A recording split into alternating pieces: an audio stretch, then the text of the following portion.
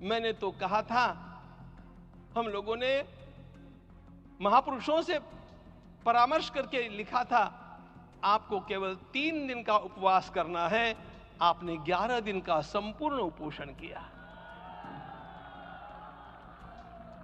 हमने 11 दिन एक मुक्त रहने के लिए कहा था, उन्होंने अन्न का ही त्याग कर दिया। महाभारत में कहा गया है, अनशन यह सबसे बड़ा तप है, अनशन।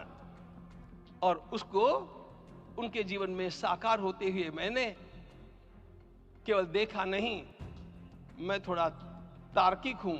आपकी परम पूजनीय माता जी से मिलकर के मैंने उसको रिकन्फर्म भी किया था कि आपका ये अभ्यास 40 वर्षों का है।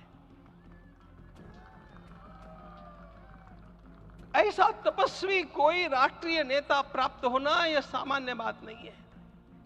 वे इन दिनों में हमने कहा था कि आपको विदेश प्रवास नहीं करना चाहिए, क्योंकि सांसर्गिक दोष भी आते हैं।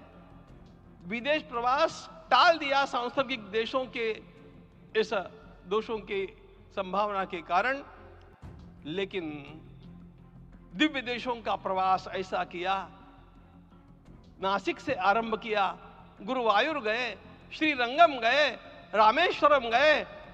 इन सारे स्थानों पर जाकर के वहां के परमाणुओं को लेकर के और पूरी भारत माता के हर कोनों में जाकर के मानो वे निमंत्रण दे रहे थे कि आइए दिव्य आत्माओं, अयोध्या पधारिए और हमारे राष्ट्र को महान बनाने के लिए आशीर्वाद दीजिए।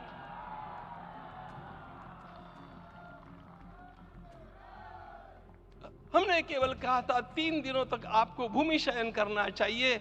11 दिनों से आप भूमि शयन कर रहे हैं। इस कड़कड़ाती ठंड में इस प्रकार का शयन करना, मित्रों, ब्रह्मा जी ने सृष्टि को निर्माण किया। उस समय उन्होंने एक शब्द को सुना था। भारत की संस्कृति का सबसे मूल शब्द है तप, तप इति। हमारे पूज्य गुरुदेव के गुरुदेव परम गुरु कहा करते थे, कांची के परमाचार्य जी महाराज, तपश्चर।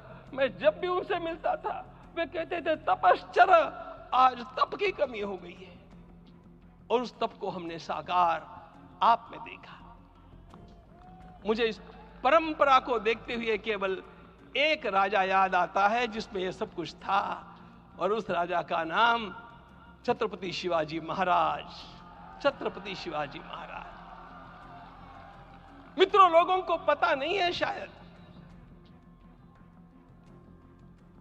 वे स्वयं जब मल्लिकार्जुन के दर्शन के लिए श्रीशैलम के ऊपर गए, 3 दिन का उपवास किया, 3 दिन शिव मंदिर में रहे, और महाराज ने कहा कि मुझे राज्य नहीं करना है, मुझे संन्यास लेना है, मैं शिव जी की आराधना के लिए जन्मा हूं, मुझे संन्यास लेना है, मुझे वापस मत ले जाइए।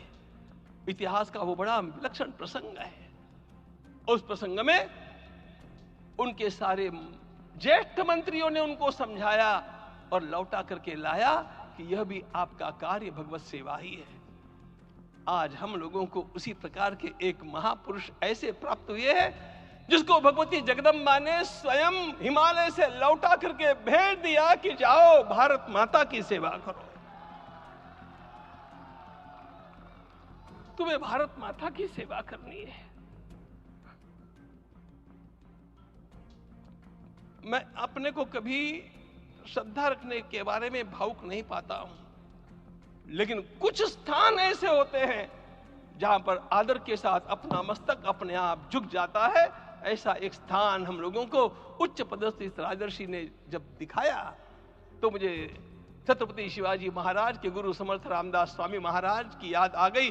उन्होंने शिवाजी का वर्णन किया, निश्चयाचा महामेरु, निश्चयाचा महामेरु, बहुत जनासी आधारू, अखंड स्थितिता निर्धारू, श्रीमंत योगी, श्रीमंत